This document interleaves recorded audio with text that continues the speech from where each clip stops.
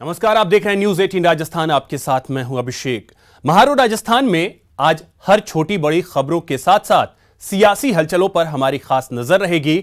सबसे पहले तो बात बीजेपी के संकल्प पत्र की करेंगे, जिसे बीजेपी सबके विकास का संकल्प बताकर सत्ता वापसी की राह अपनाने की जुगत में है। तो वहीं बात इस मैनिफेस्टो पर छिड़ी जुबानी जंग की करेंगे, जिसे विपक्ष निशाना बनाते हुए झांसा पत्र बता रहा है। वहीं बात दिग्गजों के दंगल दौड़ की करेंगे, जिसमें एक से बढ़कर एक कद्दावर उम्मीदवार शामिल रहे। इसके बाद आपको दिखाएंगे मरुधरा में गणगौर की शाही सवारी। बीजेपी ने आज अपना मैनिफेस्टो जारी कर दिया। इस मैनिफेस्टो के जरिए बीजेपी ने संकल्प पथ के 75 कदम की बात की है। साथ ही साफ कर दिया है कि राष्ट्रवाद उनकी प्रायोरिटी में पहले नंबर पर है। एक रिपोर्ट देखिए।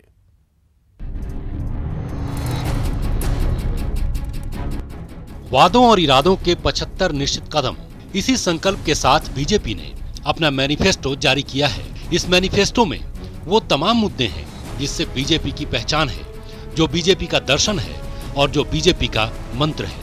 राष्ट्रवाद ये हमारी प्रेरणा है, अंत्योदय ये हमारा दर्शन है और सुशासन ये हमारा मंत्र है। अपने मैनिफेस्टो में बीजेपी ने धारा 370 और 35 से हटाने की कोशिशों की बात की है। साथ ही साथ राष्ट्रवाद, आतंकवाद पर zero tolerance, citizen amendment bill, uniform civil code और राम मंदिर निर्माण को लेकर भी रुख साफ किया है कि इन मुद्दों पर वो पीछे हटने को तैयार नहीं है। राष्ट्रवाद के प्रति हमारी पूरी प्रतिबद्धता है। आतंकवाद का जहां तक प्रश्न है, उसके प्रति हमारी जीरो टॉलरेंस की पॉलिसी थी, है और जब तक आतंकवाद समाप्त नहीं होगा तब तक हमारी यह जीरो टॉलरेंस की पॉलिसी आतंकवाद के प्रति रहेगी। सिटीजनशिप अमेंडमेंट बिल को हम संसद के दोनों सदनों से पास कराएंगे और उसे हम लागू करेंगे। यूनिफॉर्म सिविल कोड, इसके प्रति, इसको लागू करने के प्रति हमारी प्रतिबद्धता थी, है, इस काम को करेंगे और हमारा यह प्रयत्न होगा कि जल्दी से जल्दी सौहार्दपूर्ण वातावरण में भव्य राम मंदिर का निर्माण हो जाए। सालों पुराने मुद्दे को बीजेपी ने संकल्प पत्र के जरिए दोहराया है। पीएम मोदी ने इसे सुरक्षा, सुशासन और समृद्धि का पत्र बताया है। ये हमारा संकल्प पत्र, ये सुशासन पत्र भी है। ये हमारा संकल्प पत्र राष्ट्र की सुरक्षा का पत्र भी है। ये हमारा संकल्प पत्र राष्ट्र की समृद्धि का भी पत्र है। इस घोषणा पत्र के जरिए बीजेपी ने 2022 की बात की है और कहा है कि 75 कदम निश्चित कर बीजेपी आजादी के 75 साल पूरे होने के मौके को खास बनाना चाहती है। 75 वर्ष, 75 लक्ष्य ये हमने तय किए हैं। 75 निश्चित कदम हमने तय किए हैं। ये अपने आप में time bound, well defined. BJP के मैनिफेस्टो में लोक लुभावन वायदों की भी भरमार है, जिसमें नए भारत की बुनियाद के लिए सभी किसानों के लिए सालाना 6,000 रुपए की समान निधि के साथ साथ बिजली, पानी, स्वास्थ्य, शिक्षा जैसे मुद्दे शामिल हैं। हाँ, किसानों और व्यापारियों के लिए भी बीजेपी ने खास घोषणाएं की हैं। 1 लाख तक का क्रेडिट कार्ड पर जो लोन मिलता है, उस पर 5 वर्षों के लिए रेट ऑफ इंटरेस्ट 0% होगा, 0%। छोटे और सीमांत किसानों को पेंशन की सुविधा भी देंगे। 60 वर्ष के बाद पेंशन की सुविधा भी देंगे कि हम देश के छोटे दुकानदारों को भी पेंशन की सुविधा 60 वर्ष के बाद मुहैया कराएंगे। तो इस संकल्प पत्र में हम लोगों ने यह संकल्प लिया है कि हम राष्ट्रीय व्यापार आयोग बनाएंगे। इस मैनिफेस्टो के जरिए बीजेपी ने ये भी बताने की कोशिश की है कि सरकार कैसी होनी चाहिए और इसके लिए उन्होंने क्या क्या रिफॉर्म किए हैं। Good governance, easy governance, transparent governance, accountable governance, responsible governance, इन सारी बातों को बल देते हुए शासन व्यवस्था में हमने कई रिफॉर्म्स किए हैं। मैनिफेस्टो में बीजेपी ने जिन वादों की बात की है, बीजेपी अध्यक्ष अमित शाह ने उन वादों को लेकर कहा है कि बीजेपी हर वादा निभाएगी। मैं मानता हूं कि हमारा ये संकल्प पत्र जो आने वाला है, इस सारी अपेक्षाओं को पूरा करने का एक दस्तावेज बनकर, एक डॉक्यूमेंट बनकर लोगों के सामने हम रखने जा रहे हैं। बीजेपी ने अपने वादों और इरादों का पिटारा खोल दिया है। अब देखना यह है कि सत्ता के लिए जारी इस संकल्प पत्र के जरिए बीजेपी दोबारा सत्ता में आ पाती है या नहीं। Bureau report, news 18 Rajasthan. BJP ने आज जो मैनिफेस्टो जारी किया है, उस मैनिफेस्टो को लेकर कांग्रेस ने क्या तंज कसा है और वो मैनिफेस्टो कांग्रेस के घोषणा पत्र से कितना अलग है, आइए आपको दिखाते हैं। संकल्प पत्र के जरिए 2022 में बीजेपी के सपनों के भारत की बात पर कांग्रेस ने अपने तर्कस से सारे तीर निकाल लिए और संकल्प पत्र को जुमलों की खेती तक करार दे दिया। ये संकल्प पत्र नहीं है, आज के झांसा पत्र पर भरोसा कैसे करें। झूठ का गुब्बारा चलने वाला नहीं है। ऐसा ही कुछ तंज बीजेपी के नेताओं ने उस दिन कसा था जब कांग्रेस ने मैनिफेस्टो जारी किया था। हम निभाएंगे का संकल्प लिया था। अपने वादों को बेहतर और दूसरे के वादों को कमतर बताने का ये सिलसिला तो चलता रहेगा। आइए आपको दोनों पार्टियों के घोषणा पत्र में किसके लिए क्या है वो बताते हैं। सबसे पहले बात गरीबों की। बीजेपी ने सभी गरीब परिवारों को मुफ्त एलपीजी देने का वादा किया है। कांग्रेस ने न्याय यानी न्यूनतम आय योजना की बात की है। हर परिवार के लिए घर घर में बिजली, पानी और शौचालय की बात की है। न्यूनतम आय योजना के तहत 72,000 रुपए सालाना देने की गारंटी दी है। गरीबों के बाद बात किसानों की। बीजेपी ने कहा है 2022 तक किसानों की आमदनी दोगुनी करेंगे। कांग्रेस ने कहा है किसानों के लिए अलग से बजट लाएंगे। सभी किसानों को सालाना 6,000 की सम्मान निधि दी जाएगी। किसान कर्ज न लौटा सके तो आपराधिक नहीं, सिविल केस होगा। किसानों को 60 साल के बाद पेंशन की सुविधा मिलेगी। मनरेगा के जरिए 150 दिनों का रोजगार मिलेगा। किसान क्रेडिट कार्ड से 5 साल के लिए बिना ब्याज 1 लाख का कर्ज मिलेगा। जमीन का रिकॉर्ड डिजिटल होगा। किसानों की कर्ज माफी का दायरा बढ़ाएंगे। गरीब और किसानों के बाद बात करते हैं रोजगार की। बीजेपी ने कहा है 22 बड़े सेक्टर में रोजगार के नए अवसर पैदा करेंगे। कांग्रेस ने कहा है मार्च 2020 तक 22 लाख सरकारी रोजगार मुहैया कराएंगे। पूर्वोत्तर राज्यों में रोजगार के लिए नई स्कीम बनाएंगे। 10 लाख युवाओं को ग्राम पंचायत में रोजगार दिलाएंगे। मुद्रा योजना के जरिए 30 करोड़ लोगों को कर्ज देंगे। बिजनेस स्टार्ट करने वालों को 3 साल तक इजाजत की जरूरत नहीं। 20,000 करोड़ के सीड स्टार्टअप फंड बनाएंगे। बिजनेस करने के लिए नियमों को और आसान बनाएंगे। अब बात स्वास्थ्य सेवाओं की। बीजेपी ने कहा है देश में 75 नए मेडिकल और पोस्ट ग्रेजुएट कॉलेज बनाए जाएंगे। कांग्रेस ने कहा है हेल्थ केयर में हमारा जोर प्राइवेट हेल्थ इंश्योरेंस पर नहीं होगा। 1,400 लोगों पर 1 डॉक्टर का अनुपात लाएंगे। सरकारी अस्पतालों को मजबूत बनाने का काम करेंगे। 2022 तक हर गरीब के दरवाजे तक प्राथमिक चिकित्सा उपलब्ध कराएंगे। गरीब से गरीब व्यक्ति को बेहतर स्वास्थ्य सुविधा मिलेगी। 2022 तक 1.5 lakh health and wellness centre खोले जाएंगे। कांग्रेस सरकार आने पर स्वास्थ्य सुविधा पर खास जोर होगा। अब बात शिक्षा की। बीजेपी ने कहा है कि मैनेजमेंट, साइंस, लॉ और इंजीनियरिंग इंस्टीट्यूट में सीटें बढ़ाएंगे। कांग्रेस ने कहा है कि जीडीपी का 6% शिक्षा व्यवस्था पर खर्च करेंगे। 2024 तक 200 नए केंद्रीय विद्यालय और नवोदय विद्यालय खोले जाएंगे। सबके लिए उच्च शिक्षा की व्यवस्था पर ध्यान देंगे। इनके अलावा भी और कई वादे किए गए हैं बीजेपी और कांग्रेस के घोषणा पत्र में। अब जनता को तय करना है उन्हें किसके वादों पर ज्यादा भरोसा है और वो किस पार्टी को अपने मैनिफेस्टो पर काम करने का मौका देना चाहती है। Bureau report, news 18 Rajasthan. वहीं बीजेपी के संकल्प पत्र को परिवहन मंत्री प्रताप सिंह खाचरियावास ने भी धोखा पत्र बताया। खाचरियावास ने कहा कि बीजेपी 5 साल पहले किए वादों का हिसाब दे। आपने सब काम नारे अपनी जगह खड़े रह गए। अब एक नया संकल्प पत्र लेकर आए जिसमें आप नए वादे करें। आप कहें 2022 में नया भारत बनेगा। आप इन 5 वर्षों में नया भारत छोड़कर भारत की समस्याएं समाप्त नहीं कर पाए। आम आदमी दुखी और परेशान है। जितने भी नौजवान हैं वो बेरोजगारी से परेशान है, महंगाई से परेशान है। आपने कह दिया कि अब हर घर में गैस कनेक्शन पहुंच जाएगा। आपने तो दावा किया था कि उज्ज्वला योजना में हमने हर गरीब के घर में गैस का कनेक्शन, गैस का चूल्हा पहुंचा दिया है। आप सिर्फ मुद्दों से भटकाकर, नारों पे और भाषण के दम पर और एक माया जाल फैलाकर आप इस देश की सत्ता को हासिल करना चाहते हैं। राजस्थान के महासमर में आज का दिन नॉमिनेशन के नाम रहा, क्योंकि आज एक से बढ़कर एक कद्दावर उम्मीदवारों ने पर्चा भरने और शक्ति प्रदर्शन करने का काम किया। देखिए रिपोर्ट।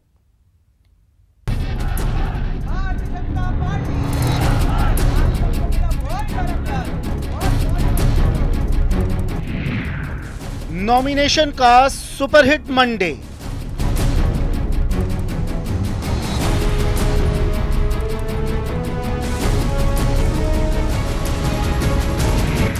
बड़े बड़ों ने भर दिया है पर्चा।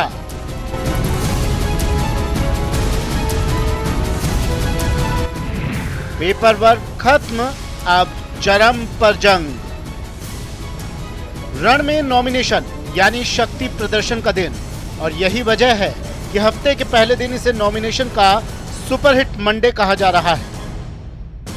महासमर में एक से एक कद्दावर उम्मीदवार हैं।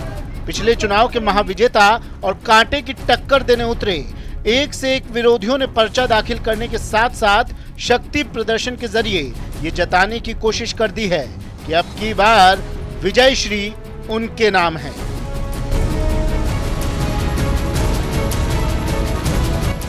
आइए एक एक कर देखते जाइए इन कद्दावर उम्मीदवारों का पर्चा दाखिल करने, उनके शक्ति प्रदर्शन की तस्वीरें, और सुनते जाइए उनके जीत के दावे। बहुत से मुद्दे हैं, ये तो शुरुआत है, पर 30 साल में जो झालावाड़ में जो परिवर्तन हुआ है वो राजस्थान की पूर्व मुख्यमंत्री जी की वजह से, पार्टी के हर एक कार्यकर्ता की वजह से, जिसमें 12 जिला का कार्यकर्ता, जिसमें झालावाड़ जिला का कार्यकर्ता, पार्टी के शीर्ष नेतृत्व ने मुझे एक बार फिर से मौका दिया है।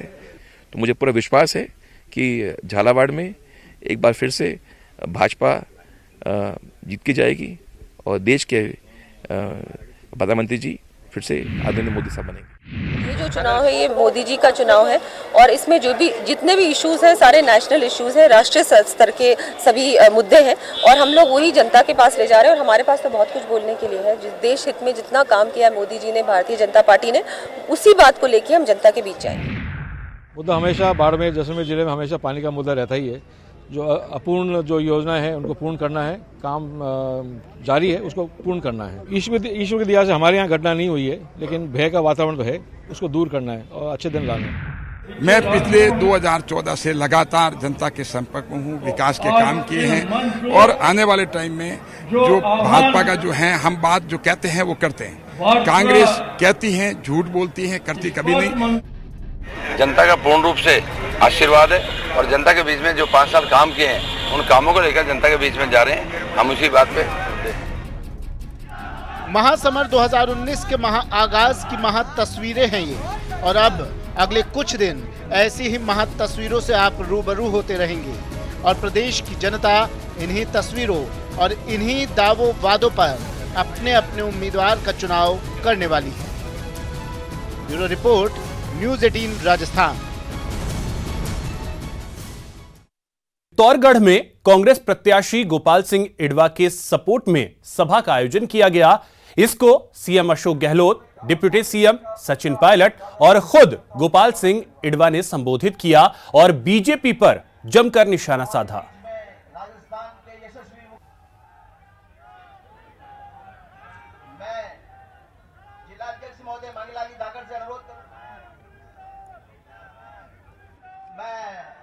हमारे कैबिनेट मंत्री कांग्रेस और उनमें राजनीति का फर्क है। कांग्रेस जो कहती है वो करती है, उसकी सिद्धांत, उसकी नीतियों के कार्यक्रम शानदार हैं। विरासत में मिले हमें गांधी जी से, पंडित नेहरू से, सरदार पटेल से, मौलाना अबुल कलाम आजाद से, अम्बेडकर साहब से संविधान मिला, और 70 साल में देश एक रहा, अखंड रहा। चाहे इंदिरा गांधी की जान चली गई, खालिस्तान नहीं बने, पाकिस्तान के 2 टुकड़े कर दिए, बांग्लादेश बना दिया, 90,000 सैनिकों को जनरल, कर्नल, मेजर जितनी थे, सबके हथियार संदेह करवाए। उन मुद्दों पर भाजपा चर्चा करना नहीं चाहती।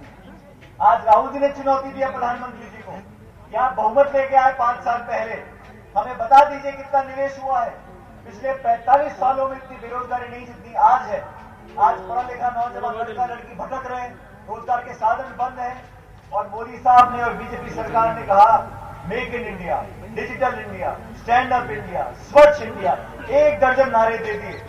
और पूरे देश भर में जहां से विधायक सांसद बनकर आए प्रधानमंत्री जी, गंगा मैया ने बुलाया था, गोपाल सिंह जी बोल रहे हैं, हजारों करोड़ रुपए खर्च कर दिए, लेकिन गंगा साफ नहीं हुई।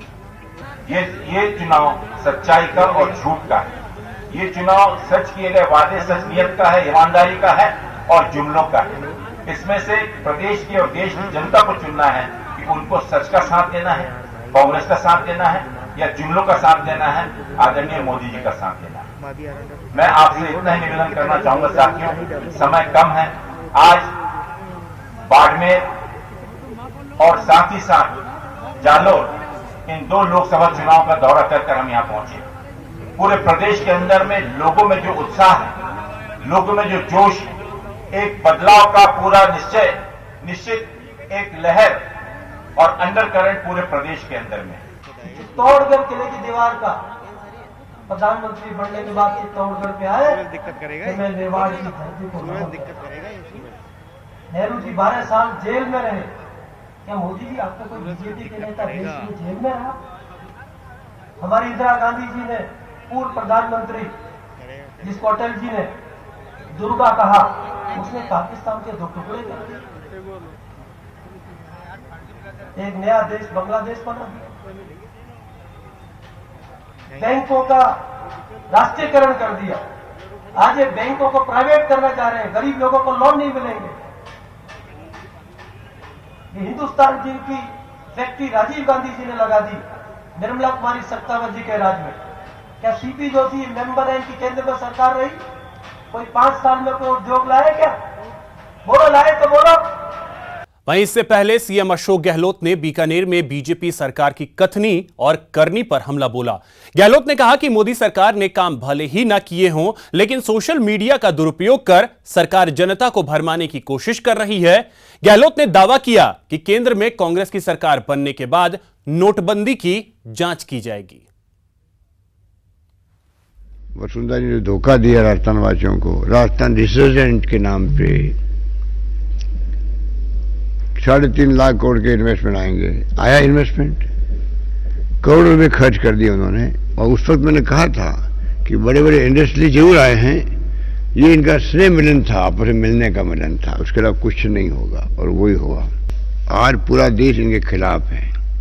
एक वर्ग है जो गलत फहमी में साथ में है।